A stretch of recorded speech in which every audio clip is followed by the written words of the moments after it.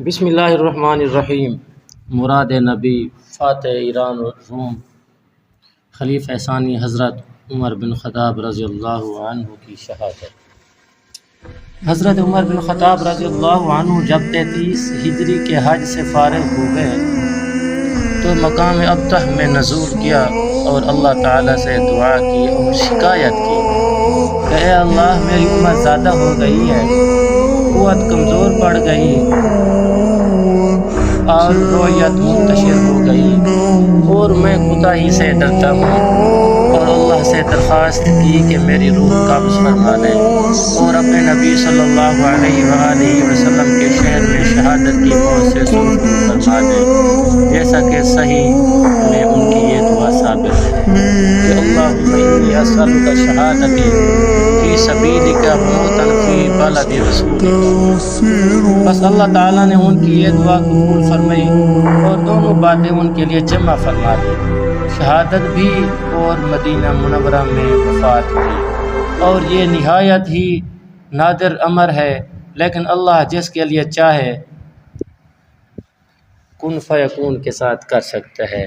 پھر ابو لولو فیروزی، جو کہ مجوسی الاصل تھا اور رومی گھرانے سے تعلق رکھتا تھا، اس نے آپ پر 26 ذی الحج 23 ہجری کو صبح کی نماز پڑھاتے ہوئے محراب میں 2 دھاری خنجر سے حملہ کیا اور 3 یا 6 وار کیے۔ ان میں سے ایک آپ کی ناف کے نیچے لگا، جس سے صفاک رگ کٹ گئی اور آپ دھڑام سے گر پڑے، اور عبد الرحمن بن عوف رضی اللہ عنہ کو نماز کا خلیفہ بنا دیا، اور جمی کافر نجر سمیت واپس پلٹا۔ وہ جس کے پاس سے گزرتا اس پر خنجر سے وار کر دیتا، یہاں تک کہ اس نے 13 آدمیوں کو زخمی کر دیا، جن میں سے 6 یا 9 شہید ہو گئے۔ پھر عبداللہ بن عوف نے ان پر کوٹ پھینک دیا۔ بعض روایات میں ہے کہ اس پر کمبل پھینک کر اسے دبوچا، لیکن اس نے خود کشی کر لی، اللہ تعالیٰ اس پر لعنت فرمائے۔ حضرت عمر رضی اللہ عنہ کو اٹھا کر گھر لے جایا گیا اور خون ان کے زخم سے بہہ رہا تھا۔ یہ طلوع شمس سے پہلے کا واقعہ ہے، فجر کی نماز کا وقت کا۔ اس کے بعد آپ کو بھی افاقہ ہو جاتا اور کبھی بے ہوشی طاری ہو جاتی۔ جب نماز کا وقت آپ کو یاد دلایا جاتا تو افاقہ ہو جاتا اور فرماتے ہاں ہاں، اسلام میں اس کا کوئی حصہ نہیں جو نماز چھوڑ دے۔ پھر وقت میں نماز ادا فرماتے۔ آپ رضی اللہ عنہ نے اپنے قاتل کے بارے میں پوچھا کہ وہ کون ہے؟ بتلایا گیا کہ وہ مغیرہ بن شیبہ رضی اللہ عنہ کا غلام ابو لولو ہے۔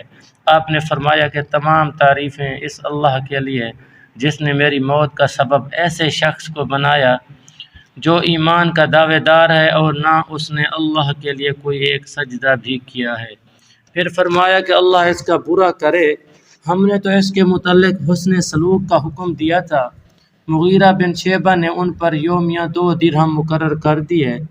مغیرہ نے آپ سے عرض کیا کہ اس کے خراج میں اضافہ کر دیں، اس لیے کہ یہ بڑھئی نقاش اور لوہار ہے۔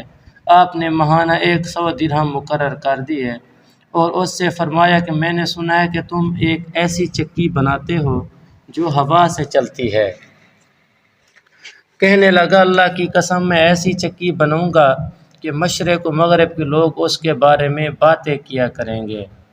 یہ منگل کی شام کا واقعہ ہے، اور حضرت عمر فاروق رضی اللہ عنہ نے یہ اس کی بات سن کر فرمایا کہ لوگو، یہ مجھے قتل کی دھمکی دے کر جا رہا ہے۔ بدھ کی صبح 26 ذی الحج کو اس نے آپ رضی اللہ عنہ پر حملہ کر دیا۔ آپ نے وصیت فرمائی کہ میرے بعد خلافت کا معاملہ ان 6 آدمیوں کے مشورے سے طے پائے گا جن سے بوقت وفات رسول اللہ صلی اللہ علیہ وآلہ وسلم راضی تھے، اور وہ حضرت عثمان، حضرت علی، حضرت طلحہ بن زبیر، حضرت زبیر، حضرت عبد الرحمن بن عوف اور سعد بن ابی وقاص رضی اللہ عنہم ہیں۔ اور سعد بن زید بن عمر بن نفیل عدی کو ان میں شامل نہیں کیا کہ وہ آپ کے قبیلے کے آدمی تھے، اور یہ بھی اندیشہ تھا کہ ان کے ساتھ امارت کے معاملے میں کہیں میرے سبب رعایت نہ کی جائے۔ اور یہ بھی وصیت فرمائی کہ ان کے بعد جو شخص خلیفہ بنے وہ لوگوں سے ان کے طبقات و مراتب کے مطابق حسن سلوک کرے۔ اور 3 دن کے بعد آپ رضی اللہ عنہ کی وفات ہو گئی۔ اتوار کے دن یکم محرم 24 ہجری کو حجرہ نبویہ میں حضرت صدیق اکبر رضی اللہ عنہ کے جانب ام المومنین حضرت عائشہ رضی اللہ عنہا کی اجازت سے سپرد خاک ہوئے، اور اسی دن امیر المومنین حضرت عثمان بن عفان رضی اللہ عنہ خلیفہ مقرر ہوئے۔ صدق اللہ العظیم۔